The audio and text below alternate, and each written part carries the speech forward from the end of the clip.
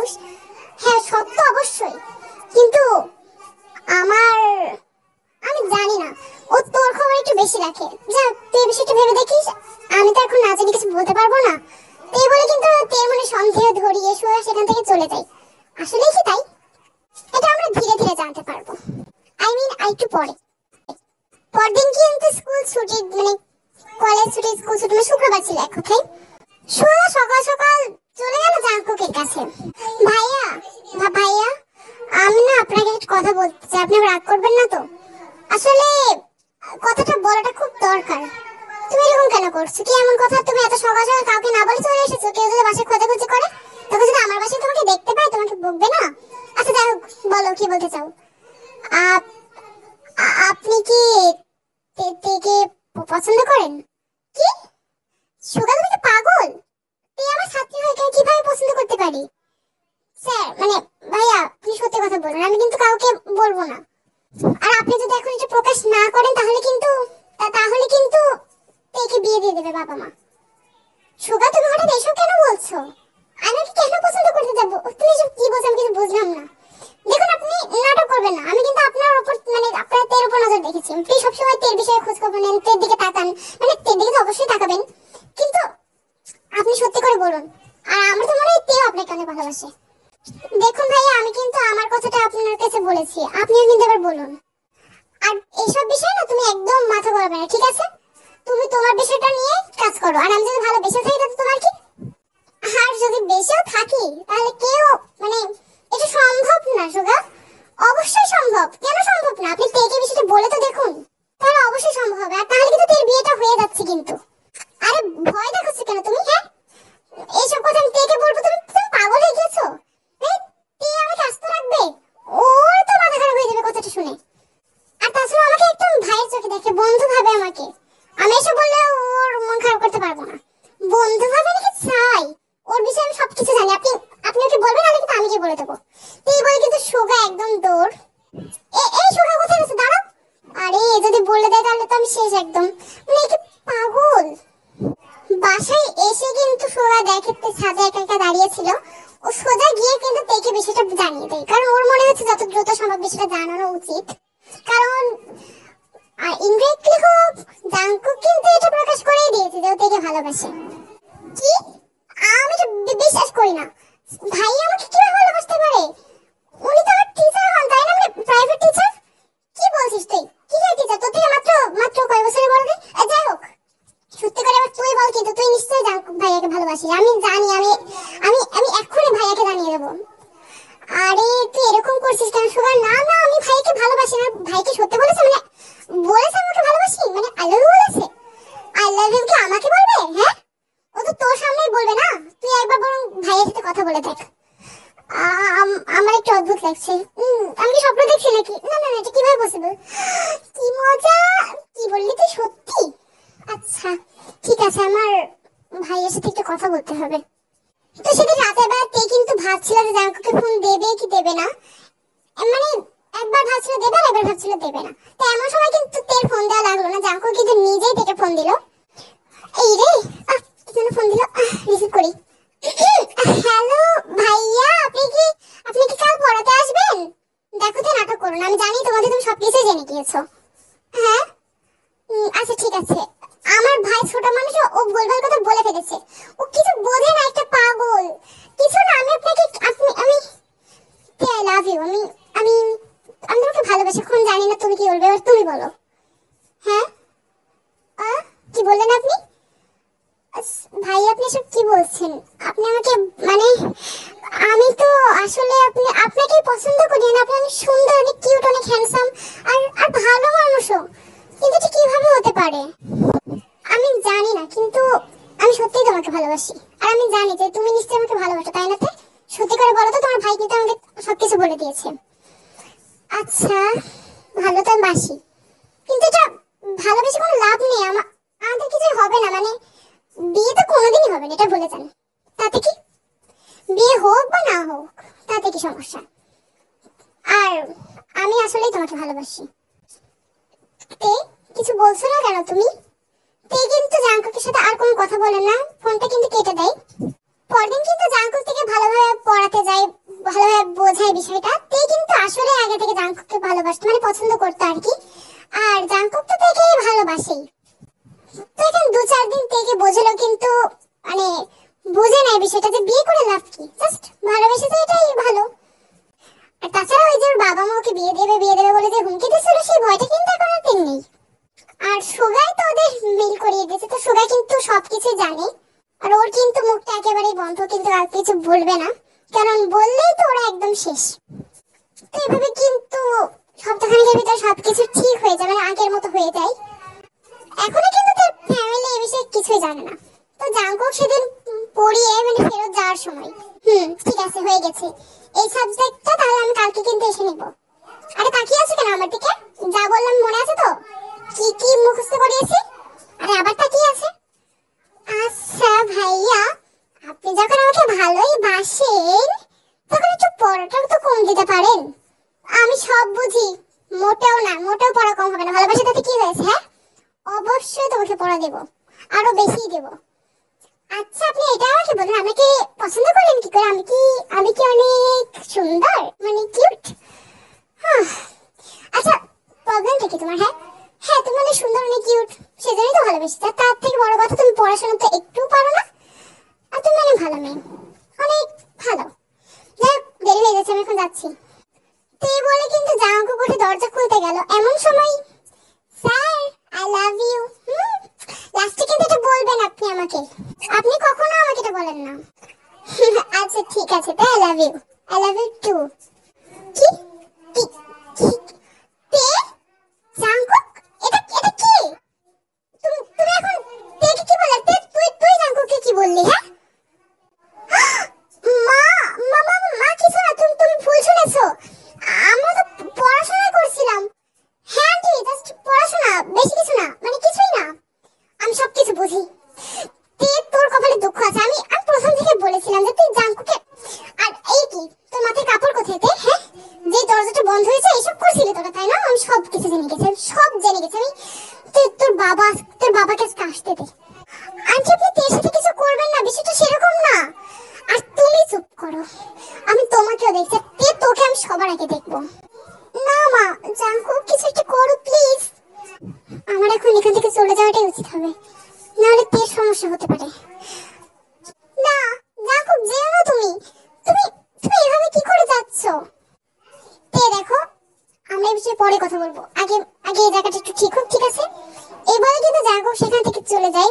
ওদের ফ্যামিলি কিন্তু পুরো জানাজানি হয়ে গেছে, আরেমও কিন্তু তে বিষয়টা জেনে গেছে এবং খুবই বকাবকি করেছে। ওদের কিন্তু সিদ্ধান্ত একদম নেওয়া যায়, একদম বিয়েটা খুব তাড়াতাড়ি দিয়ে দেবে। জাংকুকের সাথে দেখা করা তো দূর, ওকে বাড়িতে আসা, এমনকি সব কন্ট্যাক্ট কিন্তু তের সাথে একদম নিষেধ হয়ে গিয়েছে। তে কিন্তু মোবাইলটাও আর দেয়নি, তের বাইরে বেরোনো সব কিন্তু একেবারে নিষেধ। জিন কিন্তু 24 ঘন্টা নজরদারি করে তের উপর। সুগা কিন্তু জিনিসটা বুঝে অনেকটা অবাক হয়ে যায়, মানে অনেকটা খারাপ লাগে ওর যে এটা কিরকম হলো তের সাথে। সুগা কিন্তু এটা একেবারে ভাবতে পারেনি, কারণ তেকুকের একদম মূল কিন্তু সুগাই ছিল। সুগা যতটা সম্ভব তেকে হেল্প করার চেষ্টা করছে, এটা কিন্তু জিন জানে না। জিন কিন্তু জানে যে ওর একমাত্র ছিল একেবারে সাধু, কিছুই না, ভালো কথা। তো একটা কথা সুগাকে বলে রাখি, জাংকুক কিন্তু এখন নিজেদের কন্ট্রাক্ট ভাঙেনি, মানে একে অপরের সাথে কিন্তু যোগাযোগ ওরা করে সুগার মাধ্যমে, মানে লেটার যাকে বলে। এক কথা আগে যেটা প্রচলিত ছিল, এখন কিন্তু তে আর জাংকুকের মাধ্যম সুগাই। কেননা জিন আর ওরা কিন্তু কেউই সুগাকে হেল্প করে, মানে সন্দেহ করে না। তো সুগা কিন্তু ওদের দুইজনকে হেল্প করে। তো সেদিন এভাবে কিন্তু অনেকদিন কেটে যায়। তো সেদিন সুগা তের ঘরে এলো রাতের বেলা। কি রে, জাংকুক কি বলেছে? ও তো এখন আমাকে সলিউশন দিল না, আমি এবার কি করব? বাবা মা যদি আমার বিয়েটা ঠিক করে ফেলে, তাহলে তো একেবারেই গেলাম। আর তোর বিষয়টা যদি জেনে ফেলে? আপু একটু শান্ত হয়, এভাবে বলছিস কেন? তুই এরকম কিচ্ছু হবে না। শোন তুই, ভাইয়া একটা কথা বলেছে, বুঝেছিস? আমি তোকে বিষয়টা বলছি, তুই তুই জাস্ট টাইম মতো কিন্তু রেডি হয়ে যাবি। দেখ বাবা মা কিছু জানতে পারবে না, তুই এভাবে ভেঙে পড়লে কিন্তু হবে না। কি বলছিস তুই? বাবা মা যদি জেনে ফেলে, তাহলে আমাদের দুজনকে, আমাদের সবাইকে শেষ করে দেবে। এটা কিভাবে সম্ভব? জাংকুক এটা কি সমস্যা, কি সলিউশন দিচ্ছে আমাকে? দেখতে আমি ভাইয়ের সাথে একমত, ও একদম ঠিক কথা বলছে। তুই কিন্তু এরকমই কিছু করবি, একদম কিন্তু বেশি পাকামো করবি না, বুঝেছিস? আমি যেটা বললাম সেটা করবে, বাড়িটা আমি সামলে নেব। এখানে কিন্তু সুগা তেগে একদম প্ল্যানটা বুঝিয়ে দিল। তো প্ল্যানটা কি এটা আমরা পরে জেনে নেব। তো সবকিছু ঠিকঠাক ছিল, পরদিন সকাল থেকে হঠাৎ তে আর তের ঘরে নেই। আরে আরে আরে তেকে খুঁজে পাচ্ছিল, তে ওর ঘরে নেই। কি, বাইরে চলে গেছে নাকি? দরজা আটকানো ছিল না, ওকে বাইরে বেরোতে দিলে কিভাবে? আমাকে বের হতে দেওয়া লাগে? ঠিক কেউ হেল্প করে যায় ওই জাঙ্কুকটার সাথে। ইস, মানে আমার মেয়ে এরকম হবে এটা ভাবতে পারি। কোথায় গেল তে? তুমি চিন্তা করো, আমি এখনই খুঁজি। সুগা, সুগা, তুই ওকে হেল্প করেছিস তাই না? বাবা তুমি কি বলছো? না না, এরকম কিছু না। এরকম কিছু না মানে? আরে আমি একদম ঠিক কথা বলছি। আমি তোকে অনেকবার দেখেছি তুই তের ঘরে বারবার যাচ্ছিস। কি কারণে? আগে তো কখনো যেতিস না। এইসব হওয়ার পর থেকে বারবার তের ঘরে কেন যাস তুই? তোর হাতে সেদিন আমি তোর হাতে একটা কাগজ দেখেছিলাম, তুই আমাকে কাগজটা দিসনি। আমি তুই তুই সবকিছু মূল না। তেকে যদি খুঁজে না পাই রে, বা তে যদি একটা উল্টো পাল্টা কিছু করে, তোর দিন শেষ। সুগা কিন্তু এখানে ধরা পড়ে গেছে। এখন তে কোথায় গেল আমরা একটু দেখে আসি। অন্যদিকে আমরা তেকে দেখতে পারবো কিন্তু স্টেশনে দাঁড়িয়ে আছে একা একা, আর বারবার ঘড়ির দিকে তাকাচ্ছে। জাঙ্কুক এখানে আমি কি ওয়েট করতে বলো? আমি যে বাসা থেকে পালাচ্ছি আমি বিশ্বাস করতে পারছি না। বাসা থেকে পালাচ্ছি ভালো কথা, জাঙ্কুক আসবে তো? আমার খুব চিন্তা হচ্ছে। মোবাইল টোবাইল কিচ্ছু নেই আমার কাছে, সুগার সাথে কন্ট্যাক্ট করতে পারছি না। জাঙ্কুক তো নেই, না জানি কোথায় আছে জাঙ্কুক। কি, সিরিয়াসলি তো বাসা থেকে পালিয়ে যাচ্ছে? ও মাই, মানে পালিয়ে গিয়েছে অলরেডি? ও মাই গড, যে কি হবে? জাঙ্কুক কোথাও আসছে না কেন? এখানে তো তেজ তো ধরে ফেলে। আরে তো চলো একটু দেখে আসি সুগা পরিস্থিতি হ্যান্ডেল করতে পেরেছে কিনা। বাবা দেখো, তুমি একটু শান্ত হও। এভাবে তুমি কিভাবে সিদ্ধান্ত নিতে পারো? চুপ, একদম চুপ। তোর মুখটা আমি খুব তাড়াতাড়ি বন্ধ করবো সুগা। তুই খুব আদরে থাকতিস বলে তোর উপর নজর রাখা হয়। আমার বোঝা উচিত ছিল তুই কি ধরনের ছেলে। লুচ্চা শয়তান একটা। তোর বিষয়ে আমি পরে দেখছি, আগে আগে আমি তেরটা দেখে নিচ্ছি। আমি যখন সিদ্ধান্ত নিয়েছি তেকে আমি বিয়ে দেবো তো দেবই। আর আমি বুঝতে পেরেছি তে এখন গিয়েছেটা কোথায়। ও স্টেশনে আছে তাই না? সত্যি করে বল। বাবা দেখো, ওর সাথে তুমি এরকমটা করো না। ও যখন জাঙ্কুককে ভালোবাসে তোমরা মেনে কেন নিচ্ছ না? তুই তোর বাবার উপরে কথা বলছিস? সুগা তুই এত খারাপ? তুই পাগল।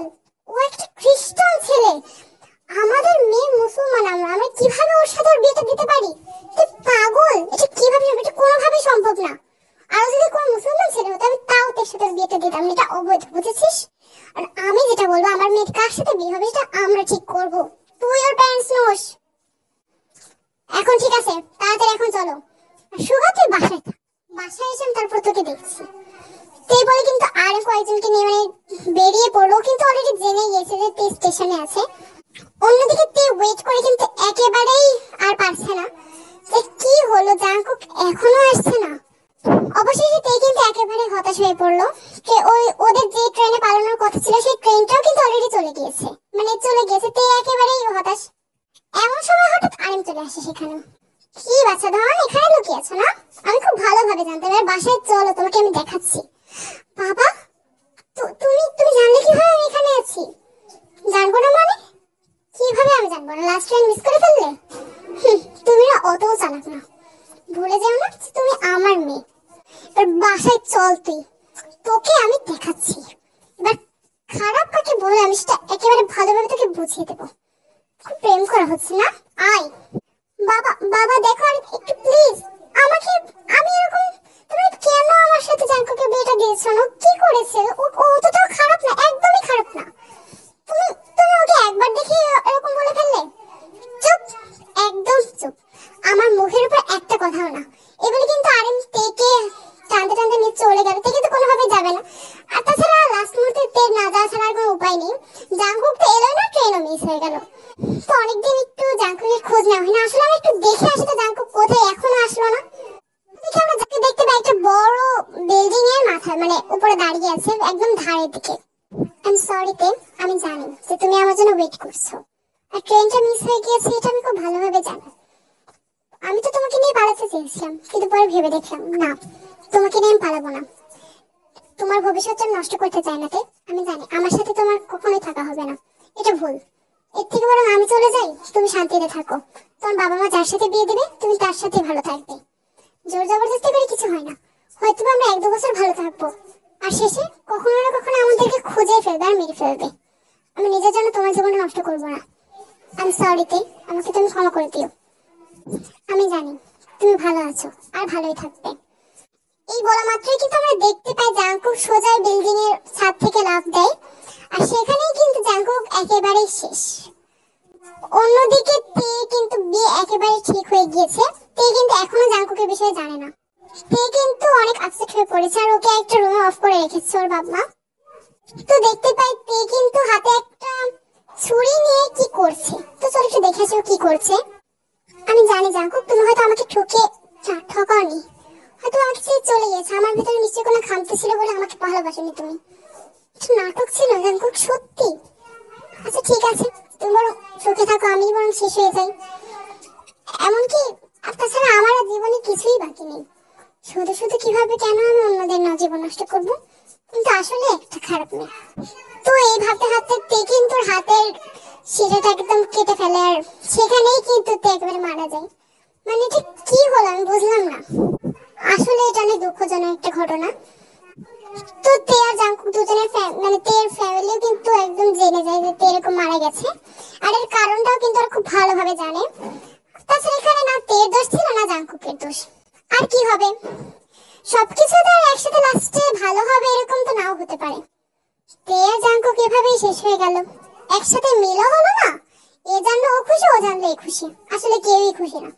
সবাই একে অপরের জন্য নিজের যোগ্য, মানে কেউ একে অপরকে তার উপর যোগ্য মনে করতো না। সবাই ভাবতো একে অপরের জন্য ভুল।